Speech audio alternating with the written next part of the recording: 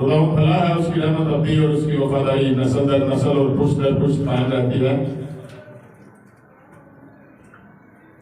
इससे बेशतर कि हम खुदा के कलाम की जाने बढ़े। खुदा बाप बेटे रूह कुद्दुस को जोरदार तालीम में वेलकम करेंगे। खुदा बाप के लिए, उसकी इज्जत के लिए, रूह कुद्दुस के लिए, बेटे के लिए, इसलिए कि जहां पर खुदा का रूह है वहां पर मुकम्मल आजादी है। कलाम में लिखा है तुम सच्चाई से वाकिफ हो गए और सच्चाई तुम्हें आजाद करेगी। आज खुदा की पाक मेज में भी हम शामिल होने का मैं कोशिश करूंगा कि आपका वक्त ज्यादा ना लिया जाए। मेरे साथ जरा हवाला निकालें।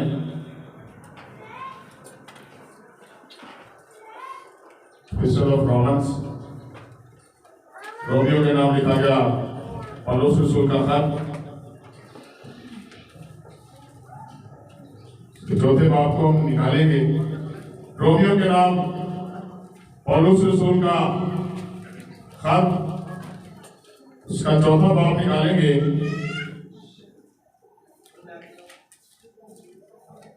और हम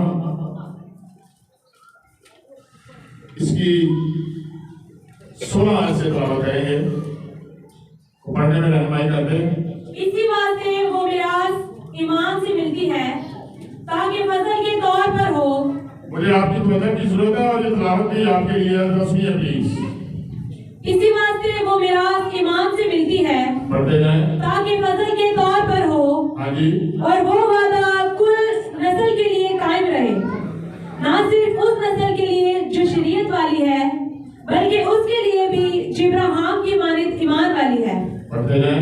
वही हम सब का बाप है। चुनांचे लिखा है कि मैंने तुझे बहुत सी कौमों का बाप बनाया, उस खुदा के सामने जिस पर वो ईमान लाया और जो मुर्दों को जिंदा करता है और जो चीजें नहीं है उनको इस तरह बुला लेता है गोया वो है। आमीन। खुदा के कलाम का पढ़ा, सुना, समझा और कबूल किए जाना सबों के लिए बरकत और बहाली का सबब पहले सब कहें आमीन। खुदा के कलाम में बुजुर्ग पौलुस रसूल लिखता है कि जो चीजें नहीं है उनको इस तरह बुला लेता है गोया वो है। इससे क्या मुराद ले सकते हैं? खुदा के नजदीक जो चीजें नहीं है वो उनको भी ऐसे बुला लेता है गोया वो उसके सामने है। अजीजों, आज इसी बात के ऊपर रहेंगे। ये बाइबल मुकद्दस में बहुत बड़ी आयत है। हो सकता है कभी हमने इसके ऊपर गौर ही नहीं किया हो सकता है कभी हमने इसके ऊपर ध्यान ही ना दिया हो, लेकिन ये आयत बहुत बड़ी है और मेरी जिंदगी में मेरे नजदीक ये किताब मुकद्दस की सबसे बड़ी आयत है, सबसे बड़ी आयत है।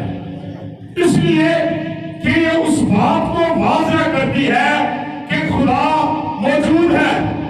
ये इस बात को वाज़ह करती है कि खुदा अब्दी है। ये इस बात को वाज़ह करती है कि खुदा अज़ल तक है, अबद से है। इस बात को वाज़ह करती है कि जब कुछ भी नहीं था, ये कायनात नहीं थी, ये कुर्रा अर्श नहीं था, ये हवा नहीं थे, ये समुद्र नहीं थे, ये पहाड़ नहीं थे, ये दरिया नहीं थे, इंसान नहीं थे, गुजरा नहीं थे, मुशीर नहीं थे, इस दुनिया में कुछ भी नहीं था।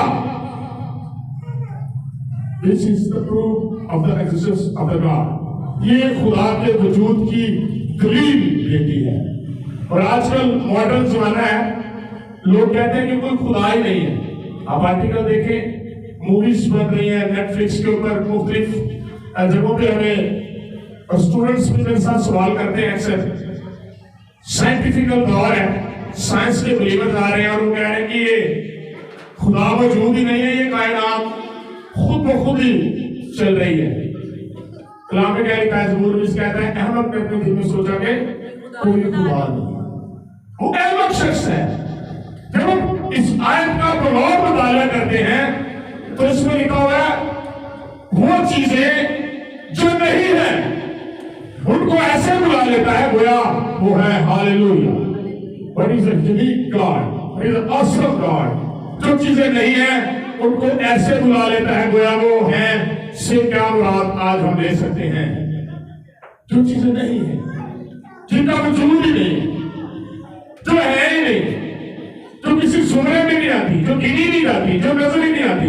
पैदाइशी किताब का जरा हवाला निकालें पहले बाप को, और हम और वर्ड पढ़ेंगे। पैदाइशी किताब पहले बाप की पहली ऐसे तिलावत करेंगे और देखेंगे खुदा ने इब्तिदा में जमीन और आसमान को अभी तक मेरी बात समझ आई है ना। खुदा किताबें मुकद्दस का खुदा, मसीहियों का खुदा, यहूदियों का खुदा वो खुदा है कि जो चीजें नहीं है उनको इस तरह बुला लेता है गोया वो है। उसके नजदीक नामुमकिनात नहीं है, उसके नजदीक कोई चीज नामुमकिन नहीं है। आज हम इसमें से अपने लिए भी सबक लेंगे कि हम इस आयत के ऊपर क्यों गर्दिश कर रहे हैं। पढ़िएगा पहली आयत से। खुदा ने इब्तिदा में जमीन और आसमान को पैदा किया। खुदा ने इब्तिदा में, और यहां पर जो लफ्ज इब्तिदा इब्रानी में इस्तेमाल हुआ है उसके मानी है ऐसी इंतहा जिसका कोई शुरू नहीं। हम गिन ही नहीं सकते कि जो इब्तिदा यहां पर लिखी हुई है कि खुदा ने इब्तिदा में आसमान और जमीन को पैदा किया। आसमान और जमीन कब बने, कौन सी इब्तिदा थी, ये लफ्ज उसको काउंट नहीं कर सकता। सिर्फ हमारी अंडरस्टैंडिंग के लिए यहाँ पे लिखा हुआ कि इब्तिदा में खुदा ने जमीन और आसमान को पैदा किया। और ये उर्दू तर्जुमे में हमारे पास आसमान है, वैसे हेवंस लफ्ज है, आसमानों को पैदा किया। एक आसमान नहीं है, कई आसमान है। आगे बढ़े। और जमीन वीरान और सुनसान थी और गहराव के ऊपर अंधेरा था और यहाँ पर कुछ नहीं था, ना ये बिल्डिंग्स थी, ना कोई आपको लाइट नजर आएगी, ना रोशनी का नामो निशान है, कुछ भी नहीं था। क्या लिखा है? जमीन वीरान और सुनसान थी। जो लफ्ज सुनसान के लिए इस्तेमाल हुआ है, वीरान तो फिर भी समझ आ जाता है कि जहां पर कोई भी ना हो, वीरान। लेकिन यहाँ पर इब्रानी में सुनसान के लिए जो लफ्ज इस्तेमाल हुआ है वो ये कि हम देख नहीं सकते थे यहाँ पर क्या है, अंधेरा ही इतना था। आगे बढ़े। और गहराव के ऊपर अंधेरा था और क्या था? गहराव के ऊपर अंधेरा था, कुछ नहीं था। अब हम लोग साथ रहे, आगे बढ़ते जाए। और खुदा की रूह पानी की सतह पर जुम्बश करती थी। हाँ जी। और खुदा ने कहा कि रोशनी हो जा, और रोशनी हो गई। इससे पहले रोशनी मौजूद नहीं थी, ना चांद थे, ना सितारे थे, ना सूरज था, ना कोई ट्यूब थी, ना कोई बल्ब था। लिखा है अंधेरा ही अंधेरा था। इस दुनिया अर्श के ऊपर, इस कायनात में अंधेरा ही अंधेरा था। और खुदा ने क्या कहा? रोशनी हो जा। हालेलुया। रोशनी मौजूद नहीं थी, जो चीजें नहीं है उनको इस तरह बुला लेता है गोया वो है। हालेलुया। हमारे नजदीक वो अंधेरा था, खुदा रोशनी को ऐसे बुला रहा है जैसे रोशनी मौजूद है सामने। लेकिन यहाँ पे लिखा हुआ है गहराव के ऊपर क्या था? अंधेरा था। और खुदा ने कहा रोशनी हो जा, और क्या रोशनी हुई? रोशनी उसी वक्त होगी। जो चीजें नहीं है उनको इस तरह बुला लेता है गोया वो है। हालेलुया। ये है हमारा खुदा। आगे तो पढ़ते जाए। और खुदा ने देखा कि रोशनी अच्छी है। हाँ जी। और खुदा ने रोशनी को तारीकी से जुदा किया। पढ़ते जाए। और खुदा ने रोशनी को तो दिन कहा और तारीकी को रात, और शाम हुई और सुबह हुई सो पहला दिन हुआ। पढ़ते जाए। और खुदा ने कहा कि पानियों के दरमियान फिजा हो, ताकि पानी पानी से जुदा हो जाए। और पढ़ते जाए। बस खुदा ने फिजा को बनाया और फिजा के नीचे के पानी को फिजा के ऊपर के पानी से जुदा किया। साइंटिस्ट आज जिसमें अपने एरर्स भेजते हैं, जेट्स भेजते हैं, जिसके ऊपर रिसर्च करते हैं, और उनकी रिसर्च इस कायनात के ऊपर, सितारों के ऊपर अभी 5% भी नहीं हुई। किताबें मुकद्दस में लिखा है खुदा ने कहकशाओं को बनाया, खुदा ने फिजाओं को बनाया, खुदा ने जामे फलकियात को बनाया, खुदा ने सूरज चांद सितारों सियारों को बनाया, खुदा ने आसमानों को बनाया। जो चीजें नहीं है उनको इस तरह बुला लेता है गोया वो है। हालेलुया। आज साइंटिस्ट बड़ी बात का मुजाहरा करते हैं, तो कहते हैं कोई खुदा ही नहीं है, ये कायनात वैसे ही वजूद में आ गई है। मेरे साथ काफी ज्यादा इनकी डिबेट्स हुई हैं और लाहौर में आजम मार्केट में वो भाई थे, वो एथियस्ट थे, अब वो दुबई चले गए हैं। मेरे साथ उनकी इसी तरह बातचीत हो रही, तो मुझे कहते हैं कि आप ये बताएंगे कि खुदा को किसने बनाया। सवाल है उनका, खुदा को किसने बनाया। मैंने कहा कि खुदा खुद ब खुद मौजूद है। तो वो हंसना शुरू हो गए। इसी तरह डिबेट चलती रही। तो काउंटर क्वेश्चन में बहस करने के बाद थोड़ा सा वो जाके मैंने उनको कहा कि फिर आप हमें बताएं कि ये कायनात को किसने बनाया है। तो कहने लगे ये कायनात खुद से ही है। तो मैंने कहा ये तो मैं भी कह रहा था कि खुदा खुद से ही है। जब मैं कहता हूँ खुदा खुद से है तब आप मेरी बात नहीं मानते, लेकिन ये बेजान कायनात आप कहते हैं कि ये खुद से है। कितनी अहमद सी बात है, अजीब सी बात लगती है। हमारा ये बिलीव है मरते दम तक कि एलोहीम खुदा जो ताकतों का खुदा है, यहाँ पर जो लफ्ज़ इस्तेमाल हुआ है खुदा ने इब्तिदा में, यहाँ पर लफ्ज़ इस्तेमाल हुआ एलोहीम। एलोहीम के क्या मायने है जी? कुव्वतों का खुदा। तब बुजुर्ग मूसा ने बाइबल पर्पस ये लफ्ज़ यहाँ पर दर्ज किया एलोहीम खुदा, इसलिए कि जिस दौर में किताबे मुकद्दस को लिखा जा रहा है, बुजुर्ग मूसा लिख रहे हैं मिस्र में, उस वक्त मिस्र में बहुत से खुदाओं को माना जाता था और अलग अलग खुदा बनाए हुए थे।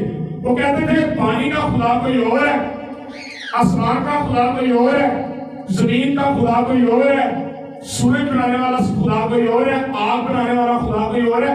इन्होंने इंडिविजुअल फर्क फर्क चीजों के फर्क फर्क एलिमेंट्स के फर्क फर्क खुदा रखे हुए थे मिस्र में। तो बुजुर्ग मूसा को जब खुदा ने तहरीक दी कि किताबे मुकद्दस लिख, सबसे पहला लफ्ज़ एलोहीम आया, जिसके मायने है कुव्वतों का खुदा, ताकतों का खुदा, जिसके अंदर हर किस्म की ताकत है। वो रोशनी भी पैदा कर सकता है, वो आग भी पैदा कर सकता है, वो आसमान भी पैदा कर सकता है, वो जमीन भी पैदा कर सकता है, वो इंसान को भी बना सकता है। पहाड़, दरिया, नदियां, सब कुछ उसी के बनाए हुए हैं। हालेलुया। अगर बुजुर्ग मूसा यहाँ पर एलोहीम का लफ्ज़ ना लिखता, बाइबल मुकद्दस के ऊपर मिस्र के लोगों ने सवाल उठा देना था कि जनाब हर एक खुदा अलग अलग काम करता है। ये सूरज कौन से खुदा ने बनाया, ये चांद कौन से खुदा ने बनाया। मेरी बात समझ आ रही है ना?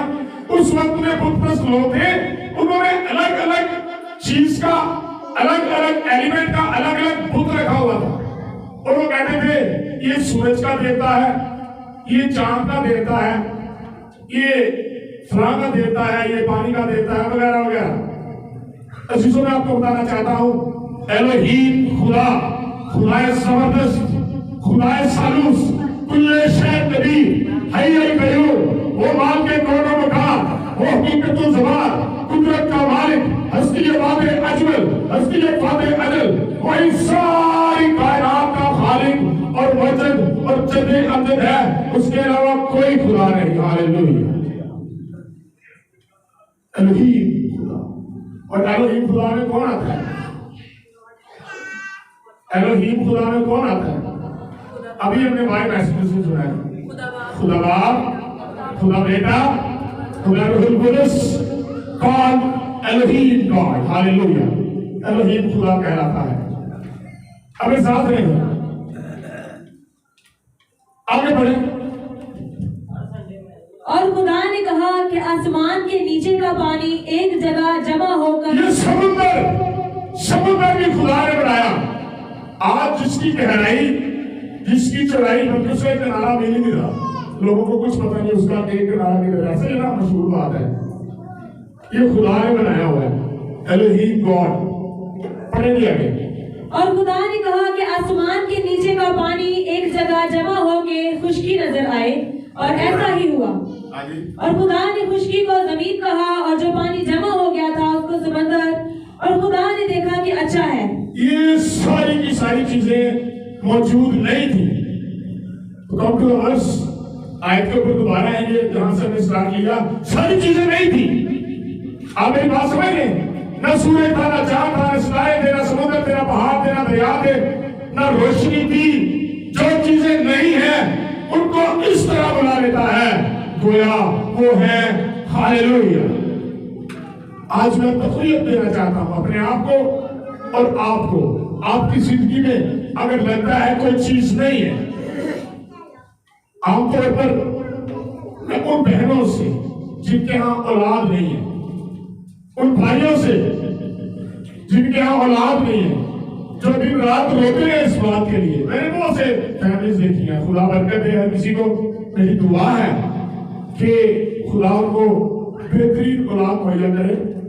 वो इस बात को अपने ज़हन में रखें, आज अगर औलाद नहीं है, आज नाउमीदी है और लगता है हमारी जिंदगी में रात और सुनसान है, लगता है हालात कशीदा है, हालात साथ नहीं दे रहे, लगता है रोजगार नहीं है, याद रखें हमारा खुदा वो खुदा है जो चीजें नहीं है उनको इस तरह बुला लेता है गोया वो है। हालेलुया। जो चीजें नहीं है उनको इस तरह बुला लेता है गोया वो है। औलाद नहीं है ऐसे दे देगा, आपको समझ नहीं आएगी। Please walk in faith, please ईमान में चले। मैं आज इस मैसेज को, इस कलाम को, इस आयत को आपके सामने इसलिए रख रहा हूं कि हमारे ज़हन में, हमारे दिल में ईमान पुख्ता हो जाए कि जो चीजें नहीं है हमारा खुदा उनको ऐसे बुला लेता है गोया वो है। अगर कोई डायलिसिस पे है, खुदा ना खासा, ये खुदा ऐसा खुदा है चीजों को नया बना देता है। हालेलुया। तख्लीकार है, ये वही खुदा है, मत भूला करें। ये वही खुदा है जिसने हमारे बाप आदम को वजूद दिया इस मट्टी में से।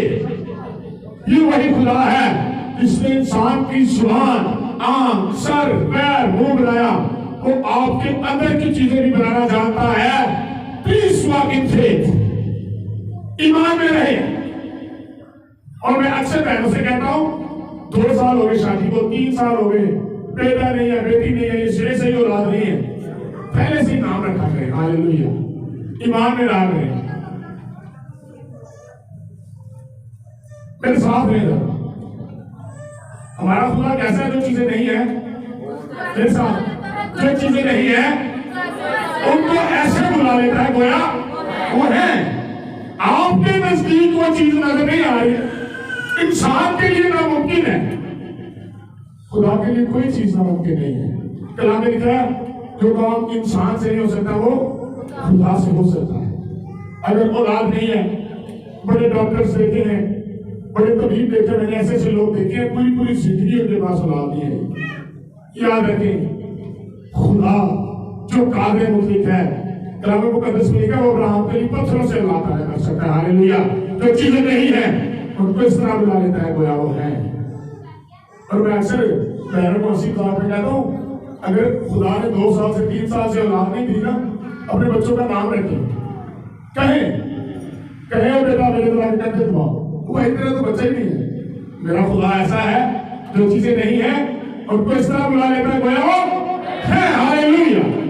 Praise hallelujah.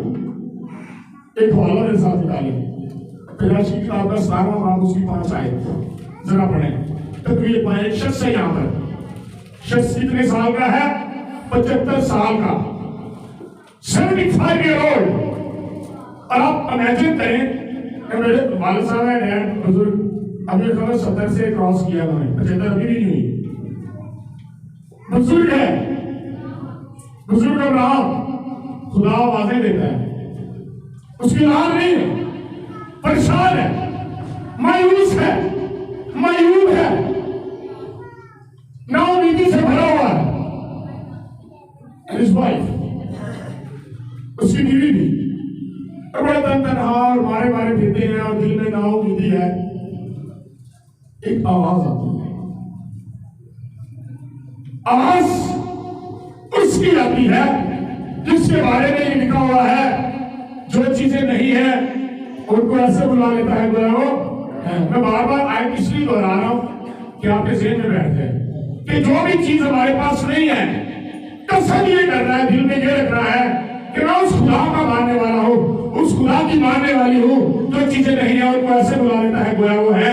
अगर मेरे हस्बैंड के पास जॉब नहीं है, खुदा के लिए बड़ा मसला नहीं है। अगर मेरी किसी बहन बेटी के पास औलाद नहीं है, खुदा के लिए बड़ा मसला नहीं है। अगर आपके अच्छे हालात नहीं है, खुदा के लिए बड़ा मसला नहीं है। अगर बीमारी की वजह से जिस्म का कोई हिस्सा मुर्दा हो गया है, खुदा के लिए बड़ा मसला नहीं है, नहीं है, क्योंकि वो इस तरह काम करता है। हमें चीजें नजर नहीं आती, खुदा के नजदीक हर चीज अयान है। सारे बाप की 5 आयत पढ़े जरा। यहाँ पर एक शख्स है, बड़ा बुजुर्ग है। और तेरा नाम फिर इब्राहिम नहीं कहलाएगा, पढ़ते जाए, बल्कि तेरा नाम इब्राहिम होगा। ये क्यों खुदा ने कहा? ये सवाल है। खुदा ने इब्राहिम की जगह अब्राहम, सारी की जगह सारा क्यों रख दिया? Hallelujah, praise, very good. ये जो बीच में हे का इजाफा किया, हे हवा को तो जाहिर करता है, या हे असल में ब्रीथ को जाहिर करता है, सांस को, जिंदगी को। हाँ जी, डेड ऑन दैट टाइम, वो अपनी हालत में मुर्दा थे। जब आगे किसी की नस्ल नहीं चलेगी, औलाद नहीं चलेगी, वो वहीं पर फंसे मुर्दा थे। लेकिन खुदा ने कहा अब से तू अब्राहम नहीं बल्कि अब्राहम होगा। तेरे अंदर से जिंदगी निकलेगी, तेरी बेगम की अंदर से भी जिंदगी निकलेगी, और वो जिंदगी इसहाक कहलाएगी। हालेलुया। अब से मायूस नहीं होगे, खुश हुआ करोगे। इसहाक के मायने क्या है? जो है खुश होना। आगे पढ़ेगा, और तेरा नाम फिर इब्राहिम नहीं कहलाएगा, बल्कि तेरा नाम इब्राहिम होगा, और क्योंकि मैंने तुझे बहुत कौमों का बाप ठहरा दिया है। क्या किया है? बहुत कौमों का बाप ठहरा दिया। जब खुदा ने ये बात की, सुनेगा पीछे भी, जब खुदा ने ये बात की, अब्राहम के कोई एक बेटी भी थी उस वक्त, कोई औलाद नहीं थी। हालेलुया। खुदा ने उसको कहा मैंने तुझे बहुत सी कौमों का बाप ठहरा दिया है, क्योंकि मैं वो खुदा हूं जो चीजें नहीं है उनको ऐसे बुला लेता हूं गोया वो है। हालेलुया। ठहरा दिया, औलाद आई नहीं। बुजुर्ग अब्राहम एकदम अपने खैमे में लेटा हुआ है। खुदा ने कहा खैमे से बाहर आ। अब पता ही सहराओं में रहते थे, सुने मेरे साथ में, बच्चों को जरा छोड़े। खुदा ने कहा जरा एक मुट्ठी रेत पर जरा रेत पर रेत। खुदा ने कहा इसको की 75 साल का शख्स है, औलाद नहीं है, औलाद नहीं, याद रखें, मुट्ठी भरी है, इसको की। हो सकता है बुजुर्ग अब्राहम ने कोशिश की होगी, नहीं जो खुदा ने तो जरा इतने दाने मेरे हाथ में आते नहीं है। अच्छा इसको फेंक दे, जरा थोड़ा सा आगे आ। ये खुदा बात कर रहा है। इधर आसमान के सितारे गिन, माइट भी पॉसिबल हो गिनता हो, पहले स्नान करता हो, खुदा का हुक्म था, कहता हो एक दो, फिर उन्हें जाता है कि खुदा ये तो कौले जाता हूँ, ये क्या चक्कर है? कभी तो कहता रेत के जर्रे गिन, कभी तो कहता आसमान के सितारे गिन। खुदा ये नहीं हो सकता। खुदा ने कहा तू अपने आप को बूढ़ा समझता है, पसे मुर्दा समझता है, तू मायूब है, तू मायूस है, तू नाउमीद है। लेकिन याद रख जो मुट्ठी तूने भरी थी जमीन की रेत के जर्रों से ज्यादा तेरी औलाद होगी, आसमान के सितारों से ज्यादा तेरी औलाद होगी। तू मेरा वो खुदा हो जो चीजें नहीं है उनको ऐसे बुला लेता हूं गोया वो है। Hallelujah, hallelujah. पहले से नाम रख लिया करें अपने बच्चों के, कोई बात नहीं, खुदा दे देगा। Hallelujah. Faith, walk in faith, ईमान में चले। मेरी बहनें जो मायूस है 3 साल से, 4 साल से, 5 साल से, अगर इस जगह पर खुदा का शुक्र है कोई ऐसी बहन मौजूद नहीं है, आप जिसको देखते हैं कि ये मायूस अपनी जिंदगी में 4 साल से, 5 साल से, इससे भी ज्यादा साल हो गए मायूस है, कि महसूस डिलीवर करें प्लीज, उसको बताएं जाके। उम्मीद दें, आपकी उम्मीद आपके ईमान में तब्दील हो जाएगी, और आपका ईमान आपको वो चीज देगा जो आप चाहते हैं। हालेलुया। मैंने तुझे बहुत सी कौमों का, ये 75 साल की उम्र में अगर किसी को औलाद की खुशखबरी मिल रही हो, क्या ख्याल है? तो मेरा दिल करता है उसको जवान कहा जाए। जवान को अपने बूढ़ा को 75 साल जो औलाद तो जवानी में मिलती है ना, 32 साल, 30 साल, 35 साल, इससे कम थोड़ी ज्यादा। 75 साल की उम्र में शख्स को औलाद की खुशखबरी मिल रही है। हालेलुया। खुदा जबरदस्त खुदा है। जो चीजें नहीं है उनको इस तरह बुला लेता है गोया वो है। ये ईमान रखना है। मैं आज ये मैसेज इसलिए डिलीवर कर रहा हूं कि हमारा फेथ इस बात के ऊपर पुख्ता हो जाए। आज अगर हम समझते हैं रुपया पैसा नहीं है, घबराने की जरूरत नहीं। आज अगर हम समझते हैं कि हालात नासाजगार हैं, आज अगर हम समझते हैं कि ये चीज नहीं है, वो चीज नहीं है, और लिस्ट पकड़ के बैठे रहते हैं, परेशान रहते हैं कि ये कैसे होगा,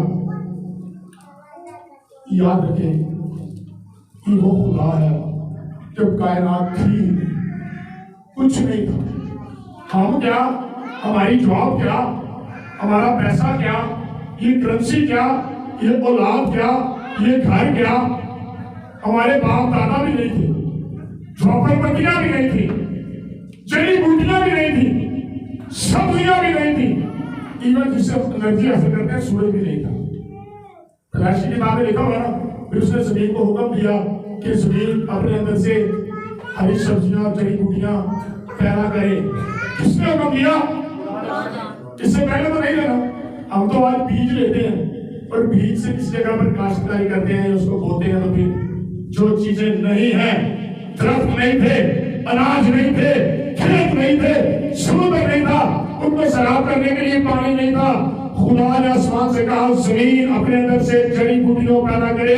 जो चीजें नहीं है उनको इस तरह बुला लिया, गोया वो है। Hallelujah. This is the awesome God. इतना बड़ा खुदा है हमारे पास, और हम इतने सर्कमस्टेंसेस में रहते हैं, इतने परेशान रहते हैं। खुदा यीशु मसीह ने भी ऐसे ही किया। याद है आपको? मैं क्यों कह रहा था कि किसी को औलाद नहीं है, अपने बच्चों के नाम रखे इस ईमान के ऊपर कि जो खुदा अब्राहम को 75 साल की उम्र में औलाद दे सकता है, वो मुझे भी दे सकता है। हालेलुया। और फिर उसकी औलाद नहीं, आप किसकी औलाद है? बुजुर्ग अब्राहम की औलाद है, हमारा बाप है। अगर आप समझते हैं मुसीबत में, तो आखिरी वाला कोड करने के बाद मैं वाइंड करने लगा हूँ। दूसरा सलाह तीन निकाले जरा, छठे बाप की 14 है, जरा तकलीफ पाए। वो जो समझते हैं कि बड़े हालात साथ ही दे रहे जनाब, बड़ा मसला खराब है, अब फेथ को छोड़ देते हैं। याद रखें, ईमान को सबसे पहले, मैं आज के मसीह के बारे में कहता हूँ, सबसे पहले वो अपने ईमान को छोड़ता है। इससे पहले वो किसी दोस्त की याद को छोड़े, इससे पहले कि वो घर छोड़े, वो मामला छोड़े, सबसे पहले वो ईमान को छोड़ता है, अपने ईमान से मुनहरफ हो जाता है। जी पढ़े ना प्लीज। तब उसने वहां घोड़ों और रथों और एक बड़े लश्कर को रवाना किया। तो उन्होंने रातों रात आकर उस शहर को घेर लिया। और जब उस मर्द खुदा का खादिम सुबह को उठकर बाहर निकला, तो देखा कि एक लश्कर वहाँ घोड़ों और रथों के शहर के चौगिर्द है। तो उस खादिम ने जाकर उससे कहा, हाय ऐ मेरे मालिक, हम क्या करें?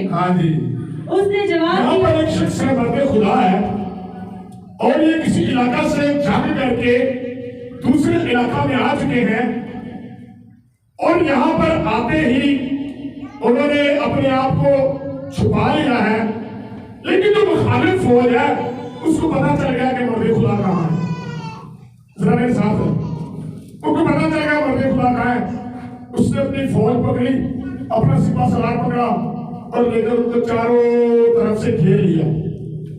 अब रात हुई है, रातों रात उन्होंने पूरा नाका लगा लिया उस पहाड़ी के चौगिर्द जहां पर मर्द खुदा था।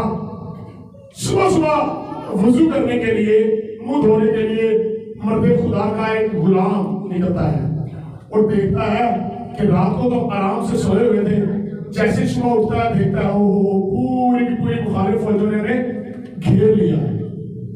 बड़ा परेशान होता है। पढ़िएगा आयत को दोबारा, क्या कहता है? तो उस खादिम ने जाकर उससे कहा, हाय ऐ मेरे मालिक, हम क्या करें? हाय कब कहा जाता है? दुख में, परेशानी में, रंज में, खौफ में, ऐसी सारी सूरतों में बता कहता हाय। तो वो भी यही कह रहा था। क्या कहता है अपने मालिक से? क्या कहता है? हाय ऐ मेरे मालिक, हम क्या करें? हाँ जी। उसने जवाब दिया, मुखालिफ फौजों ने घेरा हो तो ऐसे ही कहेगा, आज हमें भी मुखालिफ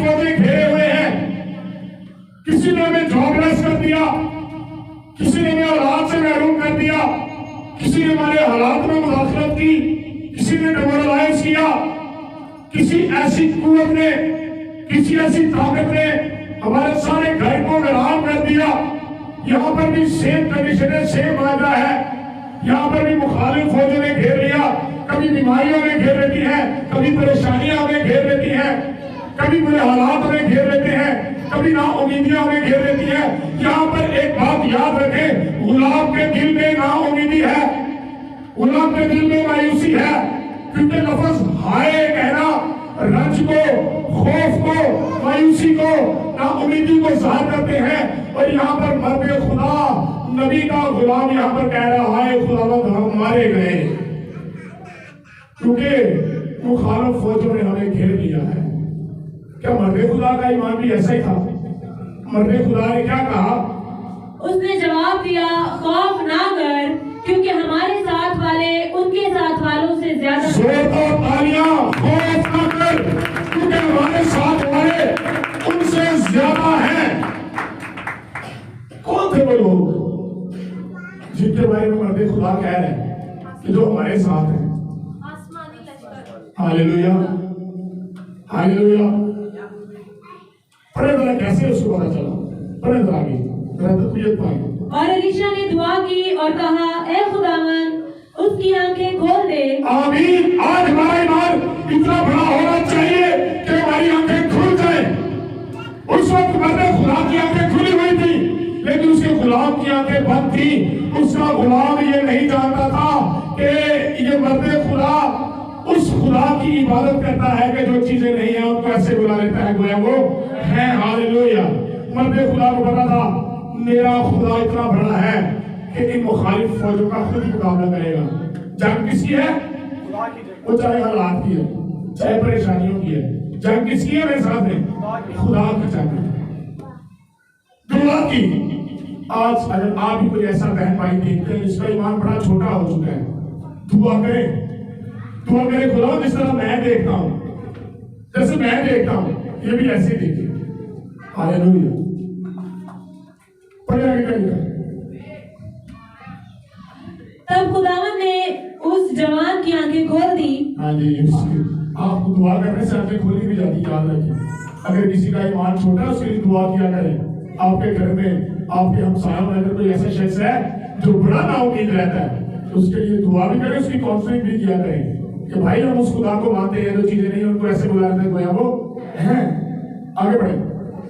और उसने जो निगाह की तो देखा, दुआ करने के बाद उस गुलाम ने जो कहता था हाय हम मारे गए, जब उसने निगाह की तो क्या देखा कि एलीशा के गिरदा गिर्द का पहाड़ आतिशी घोड़ों और का पहाड़ आतिशी घोड़ों से, कोई आम घोड़ों से नहीं, आतिशी घोड़ों से घिरा हुआ है। और मर्द खुदा का गुलाम कहने लगा, ऐ मेरे आका, जिनको हमने घेरा हुआ है ना, जिन्होंने हमें घेरा हुआ है उनको हमारी फौजों ने घेरा हुआ है। Hallelujah, hallelujah. क्यों? क्योंकि एलीशा को पता था मेरा खुदा ऐसा है जो चीजें नहीं है उनको ऐसे बुला लेता है गोया वो है। आइंदा से किस फेथ में चलना है? मेरे साथ है जो चीजें नहीं है हाँ जी, उनको ऐसे बुला लेता है गोया वो। मायूस ना हुआ करें, लेकिन कोशिश करें मायूस ना हुआ करें। मैं डिप्रेस हो जाता हूँ एक दो दिन के लिए, परेशानी भी आती है, बीइंग अ ह्यूमन, इंसान होने के नाते। लेकिन कभी भी याद रखें, मैंने अपने सर्कल को, अपने हदफ को कभी नहीं छोड़ा इस मायूसी में कि अब ये हो नहीं सकता, अब ये होगा नहीं। You can do all things through the Christ. जो मुझे कुवत बख्शा है उसमें मैं दो कुछ चीजें कर सकता हूँ, लेकिन बढ़िया हालेलुया। जब मुझे कुवत बख्शा है, मुझे मेरा दिल करता है आप मेरे साथ रहें, जागे रहें। जो मुझे कुवत बख्शा उसमें सब कुछ कर सकता हूँ, each and everything। कुवत बख्शा है। कुवत कौन सी कुवत है? ये कौन सी कुवत है? ये वही कुवत है, रोशनी हो जा, रोशनी हो। जो मुझे कुवत बख्शा है मैं उसमें सब कुछ कर सकता हूँ। के मायने ये है वो कुवत, वो फोर्स, वो ताकत, वो जिंदगी, वो सारी कुदरत वो है जिससे ये कायनात तख्लीक हुई, क्योंकि जब इसका बनाने वाला आपको कुव्वत दे रहा है तो वो कोई जमीनी कुव्वत नहीं दे रहा, वो आसमानी कुव्वत दे रहा है। और आसमानी कुव्वत किसी जमीनी कुव्वत की मोहताज नहीं है, किसी डॉक्टर तबीब वजीर की मोहताज नहीं है, बल्कि वो अपने आप को खुद ही ज़ाहिर करता है। और ज़ाहिर ऐसे करता है कि जो चीजें नहीं है उनको ऐसे बुला लेता है गोया वो। यूसुफ से क्या करते थे? सूखे हाथ वाला एक शख्स है, हाथ मुड़ता है, जिसम का कोई भी सजन होता होता है, इसका मतलब उस तक जिंदगी नहीं पहुंच रही। ये बात याद है। वेन्स में ब्लड नहीं चल रहा, और ब्लड के अंदर क्या है? जिंदगी है। कभी किसी का पाँव खराब है, या किसी का हाथ खराब है, या किसी की आंखें खराब है, खुदा ने यूसुफ से क्या कहते थे? अभी किसी ने चल फिर, हालेलुया, तंदुरुस्ती पा, शिफा पा। अब उसके मुर्दा हाथ में तो जान नहीं है, जिंदगी नहीं है, सामने खड़ा कौन है? जो चीजें नहीं है और कैसे बुला लेता है गोया? उस अंधे की आंखों की बीमारी नहीं है, आंखें दो जहां ताजदारे कायनात माल के कोने मकान जिंदगी का बाबा, वो आगे कहता है, जिसके बारे में यूहन्ना कहता उसके अंदर जिंदगी थी, वो आगे कहता है इसकी आंखों की रोशनी आ जाए, अंधा उसी वक्त देखना शुरू हो जाता है। हालेलुया। अगर किसी की आंख होता है वो कहता है जिंदगी इसी घड़ी आ जाए, इसी वक्त नगड़ा चौखड़ियां बनना शुरू कर देता है। तुम्हें किस बात के अंदर बोलने की ताकत और सनक नहीं है, वो उसको ताकत बख्शता है, इसलिए कि हमारा खुदा वो है जो चीजें नहीं है उनको ऐसे बुला लेता है गोया वो। अब मेरी बहनें बताएं, अब मेरे भाई बताएं, कहां पर मायूस होना? किसी भी जगह पर मायूस नहीं। याद रखिए, फेथ में रहें, ईमान में रहें। मैं मिन्नत करता हूं आपकी, अपने ईमान को ना छोड़ें, इस बात पर डटे रहें, बंधे रहें कि खुदावंद देने वाला है, वो दे देगा। एक बेवा के बारे में मैं बताऊं आपको बात आखिरी। यूसुफ ने तमसील दी थी कि एक बेवा एक बादशाह के पास रोज जाती और कहती मेरा इंसाफ कर दे, मेरा इंसाफ कर दे। वो कहता चली जा वापस, फिर कहती मेरा इंसाफ कर दे, यहां तक कि उसने बादशाह के नाक में दाग कर दिया। एक दिन बादशाह क्या कहता है? कहता है इससे पहले कि ये मुझे मसीह मेरे नाक में दाग करे, मैं क्यों ना आज इसका फैसला कर दूं। वो फैसला कर देता है। ये तफसील बड़ा किस तरफ जाती है? ये तफसील इस तरफ जाती है कि ईमान को ना छोड़ें। डोंट ड्रॉप योर फेथ, मत फेंके अपने ईमान को, ईमान में मजबूत रहें। खुदा करने की कुदरत रहता है, आप जो भी चाहते हैं। और मेरी जिंदगी में बड़े बड़े मुआवजे हैं। मैं आपको जब बात कर रहा हूं, खुदा के ऑर्डर पे खड़ा, खुदा के मजहब पे खड़ा। हमने एनालिसिस नहीं किया, हमने उस खुदा की कुव्वत और ताकत को छोटा समझ लिया, इस जहान की ताकत को बड़ा समझ लिया। याद रखें, आप अगर ईमान को छोड़ते हैं, आप अपने मुआवजे को छोड़ते हैं। आप अगर ईमान को छोड़ते हैं, आप हमेशा की जिंदगी को छोड़ते हैं। आप अगर ईमान को छोड़ते हैं तो आप यीशु को छोड़ देते हैं। ये बात अब से आएगा, और आपकी तरफ से अगर महरूमी है, जो आपकी तरफ से महरूमी है, हालात खराब है, ना साजगार है, कोई भी सर्कमस्टेंस जिंदगी में चल रहे हैं, सिर्फ और सिर्फ क्या कहना है? हमारा खुदा वो खुदा है जो चीजें नहीं है उनको ऐसे बुला लेता है गोया वो। हालेलुया।